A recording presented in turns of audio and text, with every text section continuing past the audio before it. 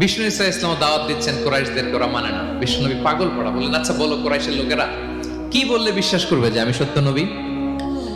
তারা বলল মুহাম্মদ ওই যে আকাশের চাঁদ, এটার দুই ভাগ করে দেখাইতে বললে বিশ্বাস করবো তুমি সত্য নবী। কি আবদার দেখছেন, হ্যাঁ? নবীদেরকে পেয়ে মামুর বাড়ির আবদার নিয়ে আসছিল এক এক জাতিগোষ্ঠী।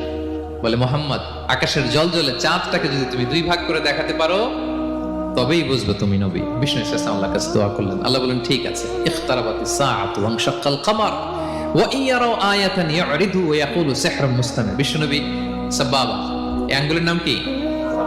ইবহাম। তো বিষ্ণু নবী এভাবে আল্লাহর নাম নিয়ে চাঁদের দিকে ইঙ্গিত করলেন, মুহূর্তে আকাশের জ্যোৎস্না বিলানো চাঁদটা দুই ভাগ হয়ে গেল। কুরাইশরা দেখে তো অবাক। বিষ্ণু বললেন এবার কথা অনুযায়ী ঈমান আনো। বলে Muhammad you are a magician.